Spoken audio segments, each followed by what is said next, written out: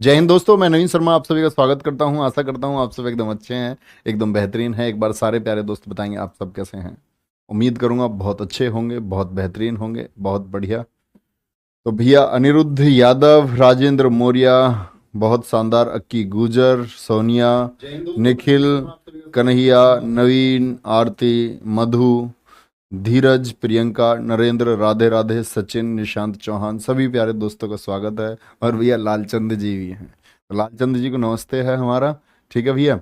तो पिछली क्लास में प्यारे दोस्त मैंने आप लोगों को पढ़ाया था क्या, बंगाल की स्थिति के बारे में। बंगाल के बारे में मैं आपको बता चुका था कि अंग्रेज बंगाल के लिए इतना क्यों तड़प रहे थे। क्योंकि जो एक्सपोर्ट होता था, जो निर्यात होता था यूरोप की ज़रूरतों का, उसका 60% हिस्सा पूरे यूरोप में से कौन सप्लाई करता था? वो बंगाल का क्षेत्र करता था।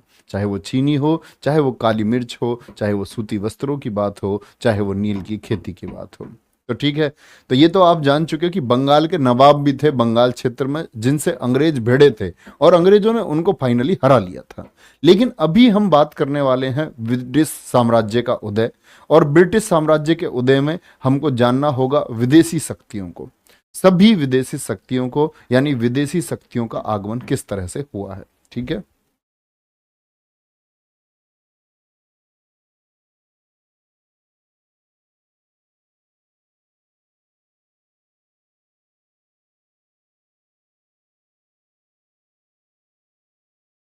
ठीक है जी। तो अभी भैया हम अपनी क्लास को शुरू करने जा रहे हैं।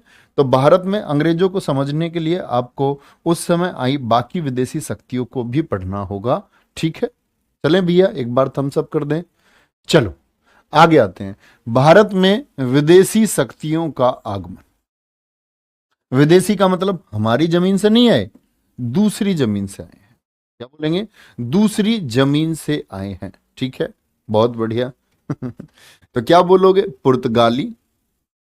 सबसे पहले कौन आए भारत में? पुर्तगाली। अभी आप सिर्फ क्रम, ना तो इनका वर्ष आपको अभी याद करना है। अभी सिर्फ आप अपने दिमाग में एक थॉट प्रोसेस में ये बैठाएंगे कि सबसे पहले कौन आया। इसके बाद में मैं आपको बताऊंगा कौन किस वर्ष आया था, इन्होंने पहली फैक्ट्री कब कब बनाई थी। ठीक है जी। चलो, पुर्तगाली, डच, अंग्रेज, डैनिश, फ्रांसीसी और स्वीडिश। ठीक है, बात समझे? चलो, क्या बोलोगे? ये सबसे पहले पुर्तगाली जो आए, ये पुर्तगाली जो आए, ये बोलेंगे ये कहां से आए थे? पुर्तगाली पुर्तगाल देश के निवासी होंगे। कहां के होंगे? पुर्तगाल देश के निवासी होंगे। डच, ये कहां के निवासी थे भैया? हॉलैंड, जिसका वर्तमान नाम नीदरलैंड है, नीदरलैंड देश है। ठीक है जी। अंग्रेज, ब्रिटेन, ब्रिटेन के निवासी हैं। बोलो भी फटाफट से। चलो आगे देखेंगे, आगे आएंगे। डैनिश, डेनमार्क के निवासी हैं। कहां के? डेनमार्क के निवासी हैं। आगे बोलेंगे ये फ्रांसीसी, कहां के? ये फ्रांस के निवासी हैं। और स्वीडिश हैं, स्वीडन के निवासी। कहां के? स्वीडन के निवासी हैं। बहुत बढ़िया अंकिता यादव जी, बहुत गजब। चलो भैया स्टैटिक जी के आपको मैं नहीं कराऊंगा। मेरे दोस्त, तुमको जिंदगी में इतनी शिकायत क्यों है? वो कहते हैं ना, तू खुद को क्या समझता है? सोच कभी, जब तेरा वक्त आया तो सोचना, क्या तू बंदे को बंदा समझता है? बता भाई, आगे बोलो। तो भैया इतनी जिंदगी में चिंता नहीं करनी है। पता नहीं क्या कोई स्टैटिक जीके की बात कर रहा है, कोई कुछ कह रहा है, कोई कह रहा है कुछ दिक्कत है हमको, कोई कह रहा कोई दिक्कत नहीं है हमको। एक कह रहा बाय, एक कह रहा गुड आफ्टरनून, एक कह रहा कैसे हो सर। अरे भैया पढ़ लो, है बछड़े की शकल के तुम मारे जाओगे सब। परीक्षा के बाहर जब निकलोगे ना ऐसे नीचे गर्दन करके, और पापा पूछेंगे भैया रिजल्ट आ गया? वो उसमें वो हुआ था जी, करप्शन पेपर में भ्रष्टाचार हुआ था जी पेपर में। अरे पढ़ लो पढ़ लो। तब ये नहीं कहोगे पापा जी जब सब लोग तैयारी कर रहे थे, जब सब लोग सेलेक्ट हो रहे थे, तो मैं ये कह रहा था जी पीडीएफ स्टैटिक जी के। अरे भैया हिस्ट्री क्लास इसको पढ़ लो काकाओ, आ जाओ। क्या बोलेंगे? तो ये विदेशी शक्ति किस क्रम में आई है? क्या बोलोगे? सबसे पहले पुर्तगाली आए, फिर आपके डच आए, फिर आपका अंग्रेज आए, फिर आपके डेनिस आए, फिर आपके फ्रांसीसी आए। तो क्या बोलोगे? फिर आपका स्वीडिश आए। तो बहुत ज्यादा पूछा जाता है आपका, क्या बोलेंगे? पुर्तगाली सबसे पहले आए, लेकिन जाएंगे क्या? सबसे बाद में। कब जाते हैं? सबसे बाद में जाएंगे। ठीक है जी। तो शुरू करते हैं हम कहां से। 1492 ये शुरुआत हुई भारत आने की, और भारत आने के लिए बहुत सारे लोग अरबियों से ये बात सुन चुके थे कि एक सोने की चिड़िया है, एक सोने की चिड़िया है जहां सब कुछ मसाले से लेकर के आपकी जरूरतों की सारी चीजें जो यूरोप में जिनकी जरूरत है वो कहां, एक भारत सोने की चिड़िया में पैदा होती हैं। तो बहुत होड़ लगी राजाओं में, जिस भी राजा ने सुना उसी ने अपना बेड़ा, एक समुद्री बेड़ा भेज दिया समुद्र में। पहले फ्लाइट नहीं थी, हवाई जहाज नहीं थे तो कि बैठ के आगे एयर इंडिया के जहाज में, नहीं, स्पाइस जेट नहीं था। तो पहले तो समुद्री यात्राएं होती थी। तो सबसे पहला प्रयास किया किसने? क्रिस्टोफर कोलंबस ने भारत पहुंचने का। कब? 1492 में। लेकिन पहुंच गया कहां? यूएसए। भारत आने की बजाय कहां पहुंच गया? भारत आने की बजाय कहां पहुंच गया? 1492 में यूएसए, अमेरिका। अमेरिका के समुद्री मार्ग की खोज किसने की? वो क्रिस्टोफर कोलंबस ने की। कहां का था? स्पेन का था। और याद रख लेना, इस यात्रा का जो खर्च उठाया, इस यात्रा का खर्च उठाया स्पेन की महारानी थी ईसाबेल। स्पेन की महारानी का क्या नाम था? ईसाबेल नाम था, जिन्होंने इस यात्रा का खर्च उठाया। ठीक है जी, कोई दिक्कत? आगे चलेंगे। ठीक है जी, क्या बोलेंगे भैया? ब्लैक होल घटना में हॉलवेल भी कालकोठरी में बंद था ना? यस, सोनू इंडिया, बिल्कुल। इतनी बात में कोई दिक्कत?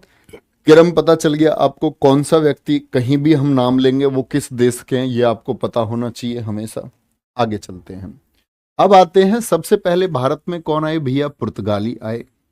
ठीक है, ध्यान से देखेंगे किन किन पुर्तगालियों ने प्रयास किया, बड़े आराम से नोट करेंगे। तो आप पढ़ेंगे राजकुमार हेनरी, ये कहां का? पुर्तगाल का राजकुमार था। दिन रात सिर्फ इसको एक ही सपना था कि हम सबसे बड़े व्यापारी बनेंगे और दुनिया में सबसे बड़ा व्यापार हमारा होगा। ये राजकुमार हेनरी, पूरी जिंदगी इसने प्रयत्न किया कि भारत कैसे पहुंचा जाए, भारत कैसे पहुंचा जाए, लेकिन बोलते हैं कि भारत नहीं पहुंच पाया, भारत नहीं पहुंच पाया। उम्मीद कब जागती है? जब वर्ष आता है 1487। 1487 में बार्थोलोम्यू डियाज उत्तर मासा अंतरीप की खोज की। क्या किया इसने? बोलो भाई फटाफट से, क्या बोलेंगे? 1487 में हेनरी तो असफल रहा। ये किसने किया? बार्थोलोम्यू डियाज उत्तर मासा अंतरीप की खोज करता है।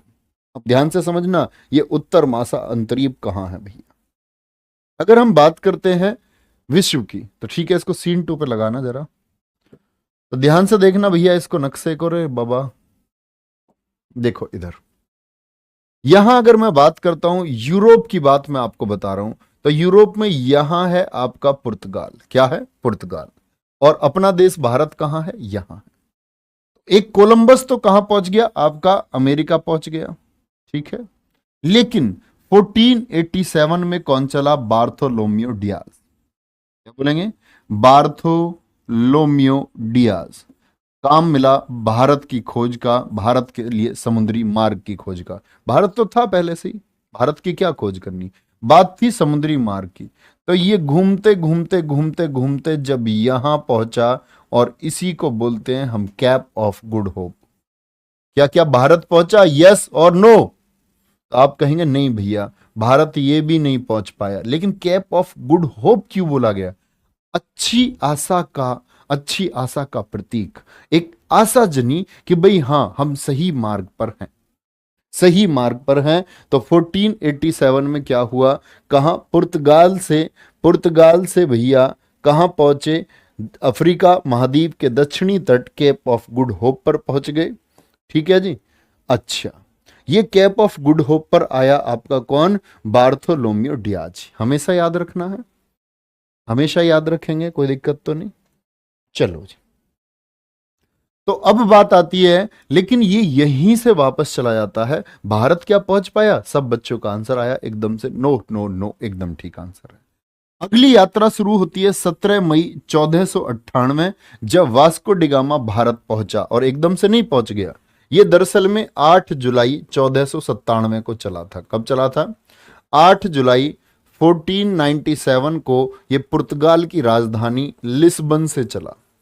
क्या भैया ये अकेला आ गया था क्या? नहीं भैया, 170 लोग थे। 4 जहाज आए। कितने जहाज आए थे? 4 जहाज आए। और लोग कितने आए? 170 लोग आए, जिसमें जो जहाजों के नाम है, एक जहाज का नाम आप लिख सकते हैं, सबसे प्रमुख था साओ गैब्रियल। दरअसल में 4 जहाज थे एक सामान भरने के लिए, एक साओ गैब्रियल, एक साओ एफएल, क्या बोलोगे? साओ एफएल आपका, और प्यारे बच्चे एक साओ बैरियो। 3 जहाज जिनके इन लोगों ने नाम रखे थे। चौथे जहाज का कोई नाम नहीं था, वो सिर्फ सामान भरने के लिए था। तो कितने जहाज बोलो एक बार? बहुत ज्यादा इंपॉर्टेंट नहीं है कि आप याद रखें साओ एफएल, साओ बेरियो, लेकिन साओ गैब्रियल को जरूर याद रखेंगे।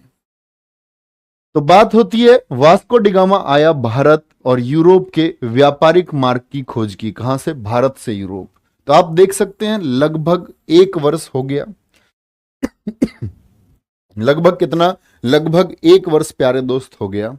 यानी केप ऑफ गुड होप तक का जो मार्ग था वो अब तक ज्ञात हो चुका था। ये वाला रास्ता पुर्तगालियों ने पहले ही खोज निकाला। इसके बाद पुर्तगाली यहां होते होते होते होते कहां पहुंच गए? भारत पहुंच गए। कहां पहुंच गए भैया?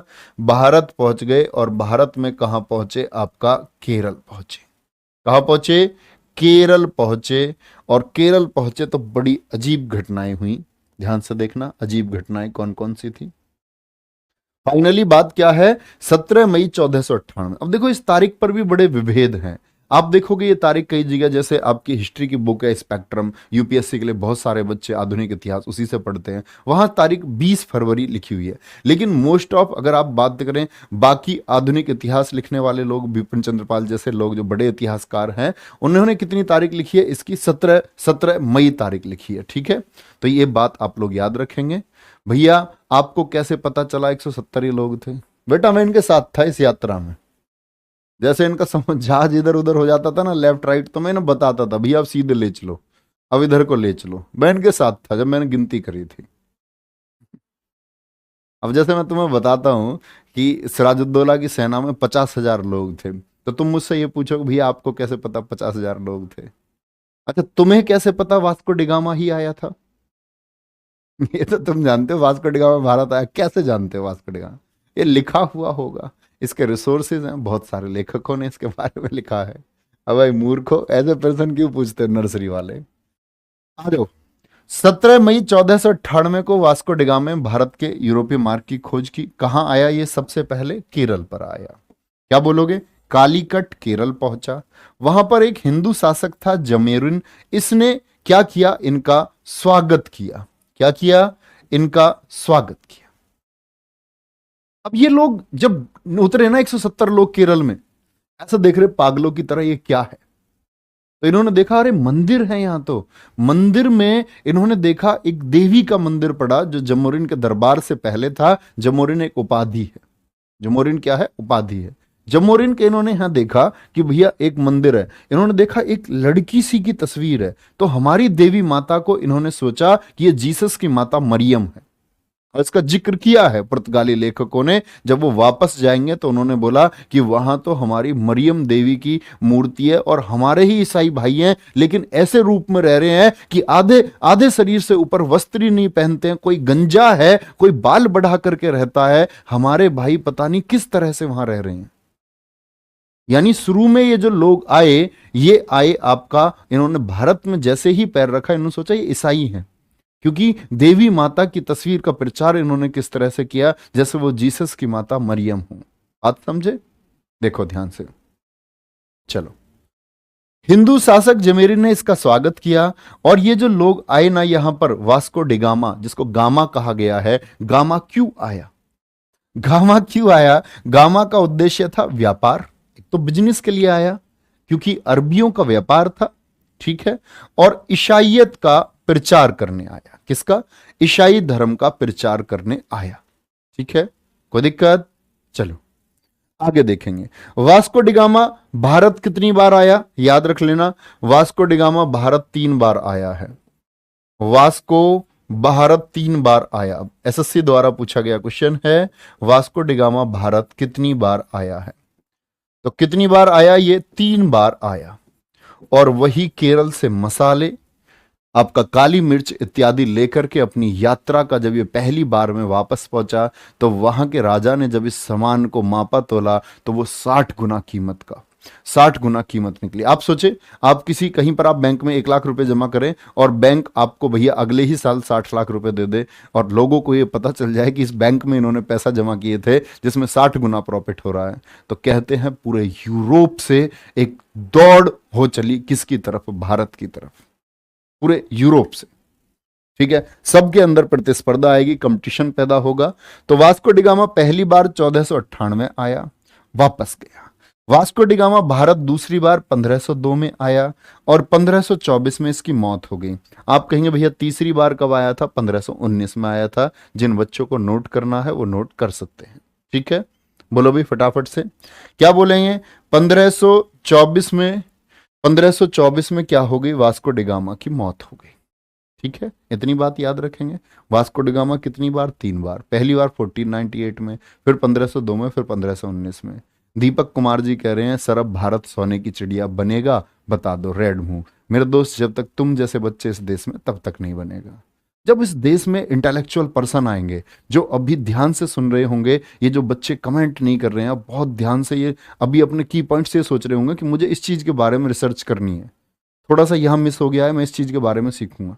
ये लोग देश को मजबूती देंगे जो देश के बारे में जाने। ठीक है, ये फालतू का कमेंट करने वाले हो, तुम सोने की चिड़िया बनने दे रहे हो, तुम पीतल की चिड़िया नहीं बनने दोगे देश को, सोने की तो बहुत दूर की बात है। ठीक है, बोलो भाई फटाफट से। अब एक पॉइंट आता है, देखो ये अच्छा क्वेश्चन है, बहुत शानदार क्वेश्चन है। गौरी जी ने क्वेश्चन पूछा है, सर इनको डर नहीं लगा? ये अनजान लोग 170 लोग, ये स्वागत कर रहा है उनका, अपने दरबार में बिठा रहा है, चाकू ना घोप दे कोई। ये अच्छा क्वेश्चन है। दरअसल में अब तक क्या था, अब तक क्या भारत किसी के साथ व्यापार करता था? तो मैंने बोला कि भारत की जो जमीन है ये अरब देशों से लगी हुई थी, और सिंधु घाटी सभ्यता के समय से ही हमारा व्यापार किन के साथ था? अरब देशों के साथ था। क्या बोलोगे? इधर ईरान, इराक, ये जो आपका एशिया माइनर है, मध्य एशिया, यहां से हमारा व्यापार था हमेशा से। तो सबसे बड़ा कंपटीशन किन लोगों के लिए था? इनका बाजार पर कंट्रोल था अरबियों का। तो ये जो जमोरिन है ना, इसने स्वागत इसलिए किया कि बाजार में कंपटीशन पैदा करते हैं, नए खरीदार आए हैं। इनको भी तो पहले बेचने के लिए कोई नहीं मिल रहा था, इनको बेचने के लिए कोई नहीं मिल रहा था। अगर बाजार में 2 खरीदार हो तो फायदा ग्राहक का होता है। फायदा किसका होता है भैया? फिर फायदा ग्राहक का होता है। बाजार में एक ही वस्तु के लिए 4 ग्राहक हो और डिमांड हो तो फायदा किसका होता है? फायदा किसका होता है? बोलो, बेचने वाले का होता है। तो जमेरिन ने दिमाग लगाया कि अच्छा ये भी आ रहे हैं, ये भी आ रहे हैं, सब आ रहे हैं। पुर्तगालियों के इस कदम का अरबियों ने विरोध किया, बोले इस ये जो व्यापार इंडिया से था ये हमारा था। तो क्या बोला भारत के व्यापारियों ने? कहा तुम्हारे क्या बाप का है? तुम्हारा बाप छोड़ के गया था यहाँ? किस बात का व्यापार है तुम्हारा? हमें जो अच्छे अच्छे कीमत में, पैसे में हमारी चीजों को खरीदेगा, हम उसको देंगे, उसके फेवर में रहेंगे। तो बात समझ गए क्यों इसने स्वागत किया, क्यों इनका स्वागत किया गया, क्यों इनको भैया इन अजनबी लोगों को इतनी रेस्पेक्ट यहां पर मिली। ठीक है, चलो भाई बोलो भी फटाफट से। सर ये तो बेचने वाले को ही लूट लिया गया। नहीं, बेचने वाले को लूट लिया गया ही नहीं है। अभी तक हम अरबियों से जो बेचते थे, देखो जिस चीज की कीमत अरबी हमको 50 पैसे देते थे, पुर्तगालियों ने हमें उसी चीज की कीमत आकर के 1 रुपए दी, और 2 गुना फायदा उस समय के भारतीय व्यापारियों को हुआ। ठीक है, उस समय के भारतीय व्यापारियों को, अरबी बड़े नालायक थे, अरबी ज्यादा खा जाते थे। ठीक है सर, उस समय सिकंदर का शासन था ना? वैदेही नवनीत भाई कह रहे नहीं, सिकंदर का शासन तो प्यारे बच्चे अगर आप आज से देखोगे ना, सिकंदर का शासन आज से लगभग 2300 साल पहले था। 2300 वर्ष पहले सिकंदर का शासन था। और मैं बात कर रहा हूं कब की? सन 1500 की, यानी अब से मैं बात कर रहा हूं कुल 500 वर्ष पहले की। ठीक है ना, बहुत बढ़िया, बहुत गजब। आगे आएंगे। इसके बाद पुर्तगाल के राजा ने, अब उसको 60 गुना प्रॉफिट हो गया। अब 60 गुना प्रॉफिट हुआ तो उसने बोला भैया सब इंडिया जाओ और बढ़िया जहाजों में सामान लेकर के आओ। और उधर उसने कथन दे दिया, स्टेटमेंट दे दिया, किसने? आपका वास्को डिगामा ने। कह रहा कि हमारे पास ज्यादा जहाज होते तो ज्यादा सामान ले पाते। 70 जहाजों का बेड़ा भेजा गया। क्या? किसके नेतृत्व में भेजा गया? एक ब्राजील के मार्ग का खोज करता था। तो आप कहेंगे भैया क्या तुरंत वास्को डिगामा को नहीं भेज सकते थे, तो वास्को डिगामा बीमार हो गया था। क्या हो गया था? बीमार हो गया था। ध्यान से देखना, पेड्रो पेड्रो अल्वारेज कैब्रेल और साथ में बार्थोलोम्यो डियाज, क्योंकि इसने देख रखा था कहां तक का रास्ता, उत्तर मासा अंतरीप तक का, और इससे आगे ये चले। ये भैया समुद्र में अंदाजा कैसे लगाते होंगे? भैया कंपास होता था दिशा दिखाने के लिए, जैसे आज आपके पास जीपीएस है, ठीक है, इसके पास जीपीएस है, ठीक है। भैया जब वास्को डिगामा आया तो कैसे पता चला यही भारत है? तुक्के से, वो बस उतर गया, एक अंदाजे से उतर गया। हो सकता है कि वो उस समय आपका ईरान इराक में उतर जाता जा करके वो एक तुक्का है, आप ऐसे समझ सकते हो सकता है वो ऑस्ट्रेलिया पहुंच जाता, वो उतरने के बाद उसे पता चला यही भारत है, ठीक है। चलो भाई, बहुत थैंक यू गीतांजलि जी, आगे आ जाओ। पेड्रो अल्वारेज कैब्रेल, क्योंकि ये जो ब्राजील का मार्ग था इसका खोज करता था, इसको भेजा गया, और साथ में किसको भेजा गया? जितने अंतरमासा द्वीप को खोजा, बार्थोलोमियो डियाज को। अच्छा जी, ये लोग आए, व्यापार करके ले गए, यानी पुर्तगालियों में ये हो गया कि भैया अब व्यापार करना है तो भारत से करना है, भारत से करना है, ठीक है। 1503 में पुर्तगालियों ने कोचीन, कोचीन कहां पड़ता है? केरल में। कोचीन केरल में अपनी पहली व्यापारिक कोठी, कोठी का मतलब एक ऐसा सेंटर, एक ऐसा सेंटर इन्होंने बनाया जो ये सामान खरीदते थे, जो ये सामान खरीद के लाते थे, पहले इसको यहां इकट्ठा करते थे, इसको बोलते थे हम कोठी, और यहां से फिर ये अपने देश या बाकी दुनिया में कहीं पर इस सामान को भेजते थे। तो पुर्तगालियों की पहली कोठी कब खुली, ये इंपोर्टेंट फैक्ट है, ठीक है। पहली कोठी कहां? कोचीन में। 1505 में अब इन्होंने सोचा, जब इनका व्यापार काफी अच्छा हो गया इंडिया में, तो इन्होंने सोचा अब इस व्यापार को संभालने के लिए कोई एक आदमी अपॉइंट तो करना पड़ेगा, कोई एक आदमी तो अपॉइंट करना पड़ेगा। तो 1505 में फ्रांसिस दी अल्मेडा पहला पुर्तगाली गवर्नर बनकर के भारत आया। ये इंपॉर्टेंट है, ये इंपॉर्टेंट है, बहुत शानदार। कोई दिक्कत, कोई परेशानी? चलो चलो, बोलो भी फटाफट से।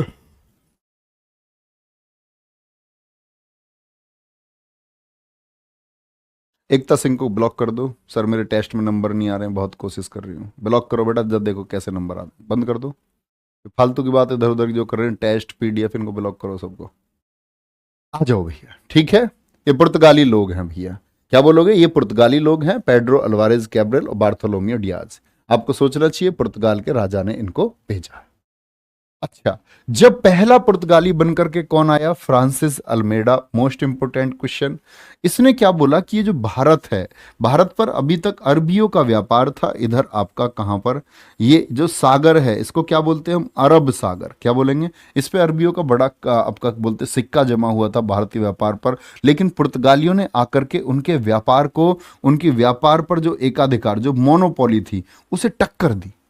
उनके सामने एक ऑप्शन बनकर के उभरे, तो इन्होंने बोला, क्या पुर्तगाल के राजा ने बोला कि ये जो अरब सागर है, जो ये अरब सी है, अरब सी, इस अरब सी पर आप शांत जल की नीति अपनाओ, जिसको नीले पानी की नीति या ब्लू वाटर पॉलिसी। इन्होंने बोला कि फैक्ट्री नहीं बनानी है, तुम्हें खुद को अरब सागर में इतना मजबूत कर लेना है कि किसी और का जहाज आए तो तुम्हारी परमिशन से यहां आए, तुम्हारी परमिशन से यहां आए, ठीक है। अच्छा, तो क्या बोलेंगे? शांत जल की नीति इन्होंने अपनाई। तो किसके द्वारा? फ्रांसिस दे अल्मेडा। कार्टेज पद्धति लागू की, यानी आप यहां पर कोई भी व्यापार करेंगे तो आप जो टैक्स देंगे ना, आपका जो जहाज आएगा व्यापार के लिए, वो टैक्स आप किसको देंगे? वो टैक्स देंगे आप पुर्तगालियों को, ठीक है। बात समझ रहे हैं? तो क्या बोलेंगे? अरब सागर पर ये अपना अधिकार जमा रहे हैं, उसके लिए इन्होंने एक पॉलिसी को नाम दिया गया ब्लू वाटर पॉलिसी। किसके लिए थी ये? अरब सागर पर अपना अधिकार जमाना। और बोले कोई भी, जब तुम्हारा अधिकार जम गया तो बोले कोई भी अगर जहाज आता है तो उसको क्या देना होगा? टैक्स देना होगा। क्या देना होगा? टैक्स देना होगा, और ये सब कुछ हमारी मर्जी से होगा। चलो भैया, अब जब इनका व्यापार बढ़ने लग गया तो इन्होंने दूसरी कोठी 1505 में, नोट करें, 1505 में दूसरी व्यापारिक कोठी कन्नूर, कहां को थी? इन्होंने कन्नूर कोठी कहां? केरल में खोली। कहां खोली? केरल में खोली। कोई दिक्कत भी है? अच्छा, इससे पहले दूसरी कोठी खोलने से पहले इन्होंने महमूद बेगड़ा को हराया। महमूद बेगड़ा कहां का था? ये गुजरात का था। एक व्यापारी वर्ग था, एक बेड़े से ये लड़ गया आपका, किससे? पुर्तगालियों से। लेकिन पुर्तगालियों ने इसको बहुत बुरी तरह हराया। शुरुआत में पुर्तगालियों पर भारी पड़ा था, लेकिन अंत में जो जीत हुई वो पुर्तगालियों की हुई। सर आपने जो वर्ड बोला मोनोपोली, ये क्या होता? मोनोपोली नहीं बोला बेटा, मैं मोनोपोली बोला, एकाधिकार। जब बाजार में क्या बोलते हैं, एक ही आदमी एक ही चीज को बेचता है, यानी उसका एकाधिकार है। वो 100 रुपए की बेचे, उसको 200 की बेचे, ये एकाधिकार होता है, ठीक है। लेकिन जब बहुत सारे लोग होते हैं तब एकाधिकार नहीं होता, ठीक है जी। आगे आएंगे 1509 से 1515, 1509 से 1515। चलो भाई आगे क्या बोलेंगे आप? अल्बुकर्क गवर्नर बनकर के भारत आया। सौरभ सैनी जी कह रहे हैं सर जी क्या इस टाइम मुगलों ने इनका विरोध नहीं किया था? बेटा मुगल थे इस टाइम पे। कलेक्शन हो जाएगा तुम्हारा, है ऐसे खेल समझ रहे हो क्या सौरभ सैनी? कुछ भी जो मन में आ रहा है वो कह रहे मुगलों ने इनका विरोध नहीं किया। इस टाइम मुगल थे बेटा, पूरे मुगल तुमने पढ़ लिए इतने दिन तक, अभी तुमको यही नहीं पता बाबर भारत में आया। क्यों ये क्लास कर रहे हो आप? ठीक है, कोई दिक्कत? 1509 से 1515 फिर एक दूसरा गवर्नर आया आपका अल्बुकर्क। बहुत ध्यान से पढ़ा करो प्लीज, छोटे बच्चे मत बनो, 5वीं क्लास के बच्चे मत बनो बेवजह के प्रश्न। चलो क्या बोलेंगे? अल्बुकर्क गवर्नर बनकर भारत आया। क्या बोलेंगे? बनकर के भारत आया, और इसी को हम बोलते हैं ब्लू वाटर पॉलिसी। क्या बोलते हैं? ब्लू वाटर पॉलिसी को खत्म करने वाला। इसने क्या कर दिया था? इसने अपनी मनमानी चलाई और बोला जो पहले गवर्नर ने किया, ब्लू वाटर पॉलिसी जो इसने चलाई, आपकी शांत जल की नीति, इसको हम खत्म करेंगे। क्या करेंगे? इसको हम खत्म करेंगे, ठीक है। बोलो भाई फटाफट से, कोई दिक्कत? चलो दूसरी कोठी याद रख लेनी है, पहली कोठी। अब ये जो दूसरा गवर्नर आया आपका 1510 में, 1510 में इसने क्या किया था? इसका सबसे इंपॉर्टेंट वर्क आपको याद रख लेना है कि ये लोग कहाँ आपका केरल में आए थे, लेकिन इधर आपका महाराष्ट्र के नीचे जो गोवा है, गोवा था आपका किसके पास? यूसुफ आदिल शाह के पास में। तो ये किसने आपका छीन लिया था? अल्बुकर्क ने 1510 में। बहुत इंपॉर्टेंट है, बहुत इंपॉर्टेंट है। पूछते हैं कि पुर्तगालियों ने गोवा पर अधिकार किस वर्ष कर लिया था? बहुत इंपॉर्टेंट पूछा जाने वाला क्वेश्चन है, ठीक है। इतनी बात में कोई दिक्कत? चलो, और प्यारे बच्चे फिर आते हैं हम 30 बाद में आपका गवर्नर आया 1529 में। क्या बोलोगे? 1529 में नीनो दी कुन्हा। बीच में कई गवर्नर आए, लेकिन सबसे इंपॉर्टेंट है 1529 का नीनो दी कुन्हा गवर्नर बनकर के भारत आया, और इसी ने 1530 में गोवा राजधानी बनाई। 1535 में इसने दीव पर अधिकार कर लिया, दमन और दीव है, और 1559 में इसने दमन क्षेत्र पर अधिकार कर लिया। क्या बोलेंगे? 1559 लिखा हुआ, सॉरी 1539 में। किसमें? 1539 होना चाहिए भैया। क्या बोलेंगे? 1530 में इसने क्या किया आपका? बोलो भैया फटाफट से। 1530 में इसने गोवा को राजधानी बनाया, 1535 में द्वीप पर अधिकार कर लिया, और 1539 में इसने दमन क्षेत्र पर अधिकार कर लिया। ये इसके समय का है। किसके समय का? नीनो दी कुन्हा के समय का है। लेकिन प्यारे बच्चे फाइनली दमन पर सारा जो अधिकार हुआ था, दमन पूरे पर जो कंट्रोल हुआ वो 1559 में हुआ। जो दमन क्षेत्र पूरे पर काबू किया पुर्तगालियों ने, वो 1559 तक इनका हो पाया। अच्छा, ये जो पुर्तगाली भारत में आए, क्या बोलेंगे? पुर्तगाली जो भारत में आए, रवि कह रहे भैया जी कोठी क्या होती है ये समझ में नहीं आया। अभी इसी क्लास में समझाया था प्यारे बच्चे मैंने, आप शायद आपका ध्यान कहीं और था। पुर्तगालियों की देन, पुर्तगालियों की देन। देखो मैं आपसे आज 2 मिनट बात करना चाहूंगा और बहुत ध्यान से सुनना। बहुत इंपॉर्टेंट बात भी है, और इतना ही हमारा टॉपिक है। पुर्तगालियों की देन। पुर्तगालियों ने भारत को क्या दिया? तंबाकू। मैंने अकबर के समय बताया। कौन आया था? एक बर्नेल नामक व्यक्ति आया था, ठीक है। अच्छा, आलू टमाटर की खेती। क्या भैया आलू टमाटर भारत में पहले नहीं होते थे? नहीं होते थे। प्रिंटिंग प्रेस की स्थापना। प्रिंटिंग प्रेस की स्थापना ये हमें किसने दी है? पुर्तगालियों की देन है। जहाज निर्माण कला ये हमको किसने सिखाई? जहाज भी बनाए जा सकते हैं पानी के, ये हमको सिखाया किन्होंने? पुर्तगालियों ने सिखाया। ठीक है, कोई दिक्कत? बहुत बढ़िया। अब आप लोगों का सेशन शुरू होता है, आप लोग बता सकते हैं आप लोगों के प्रश्न क्या है। और आप लोगों से जो मैं बात करना चाह रहा था वो मैं ये बात करना चाह रहा था। चलो भाई, बहुत बढ़िया शिवम राठौड़ जी, आपका एकदम सही उत्तर है। कमेंट रिफ्रेश कर दो एक बार, आप लोग अपने डाउट्स लिख सकते हैं। और यही क्लास आपकी कल शुरू होगी इसी टाइम पर 1 बजे।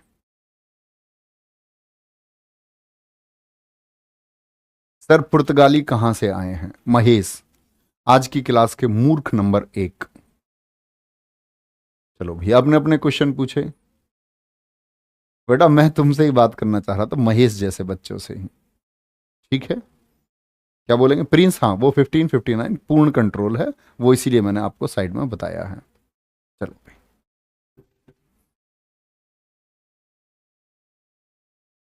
बहुत बढ़िया।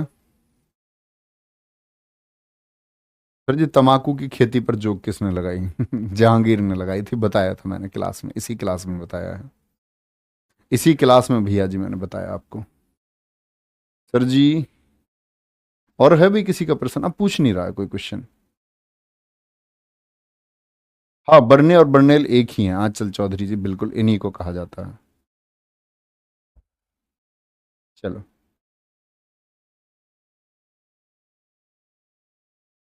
सर जी एक पीढ़ी कितने साल की होती है? और कोई? और कुछ क्वेश्चन नहीं है एक भी बच्चे का? थैंक यू क्या होता है? Thank you.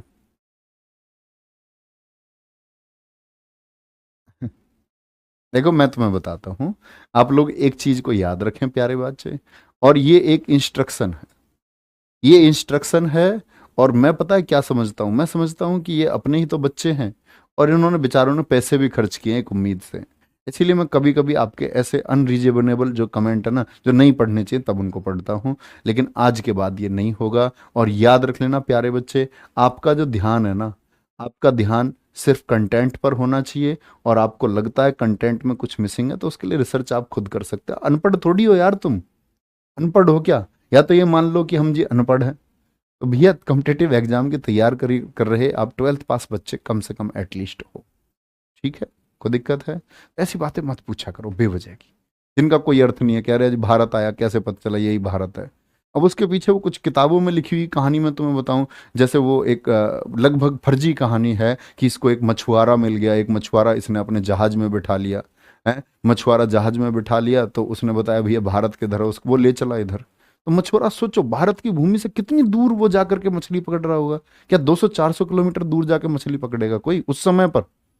कैसी नाव भारत के पास रही होंगी, मछुआरे के पास कैसी नाव रही होगी? तो 2-4 किलोमीटर रहेगा, इतने पर तो उसको ही भूमि दिख जाएगी। और वो क्या अपने जहाज मोड़ देते? वो मुख्य भूमि पर तो पहुंचते ही थे। हैं? थोड़ा लॉजिक लगाया करो हर चीज का कि क्या होगा, थोड़ा खुद सोचो। बेकार के प्रश्न करते हो। कोई दिक्कत भैया? ग्रेजुएट हैं सर, मैं तो कह रहा हूँ कम से कम एटलीस्ट 12th तो हो गए ना। कोई दिक्कत? क्या भैया इस समय विजयनगर साम्राज्य था? हाँ बिल्कुल था, 1336 में विजयनगर साम्राज्य था। ठीक है, कोई दिक्कत? चलो आगे भैया, कल शुरू करते हैं इसको। Okay, bye bye, take care, जय हिंद जय भारत। और आप सब बच्चों को पता होगा, एसएससी सीजीएल के लिए प्यारे बच्चे, जो कोई भी आपका दोस्त तैयारी करता है उसको आप बताएं कि चयन बैच फ्री ऑफ कॉस्ट शुरू हो रहा है। और उसमें भैया क्या आप हिस्ट्री बताएंगे, पढ़ाएंगे? नहीं, हिस्ट्री मेरी रिकॉर्डेड क्लास मिलेगी, उसमें डेली एक। लेकिन मैं आपको स्टैटिक पढ़ाऊंगा, क्योंकि एसएससी सीजीएल के लिए बाकी जीएस का कोई अर्थ नहीं है। स्टैटिक एक ऐसी है जो 25 क्वेश्चंस में से आपका 10 से 15 क्वेश्चन आपके किसके होते हैं? स्टैटिक के। इवन सीएचएसएल में तो मैंने ये भी देखा है, सीएचएसएल में तो आपका 17-18 क्वेश्चन भी हैं 25 में से स्टैटिक का। तो स्टैटिक की क्लास चलाएंगे बहुत शानदार तरीके से। आप में से भी जो बच्चे जुड़ना चाहें स्टैटिक की उस क्लास से, क्योंकि एसएससी के सभी एग्जाम्स के लिए है। और इस बार ये मान के चलते हैं कि दिल्ली पुलिस में भी स्टैटिक अच्छा खासा पूछी जाएगी, है ना? ऐसी चांसेस हैं, और मतलब ऐसा होगा, चांसेस नहीं है। तो उसके लिए हम तैयार हो जाएंगे पहले से। अपना ख्याल रखिए, बाय बाय, टेक केयर, जय हिंद जय भारत।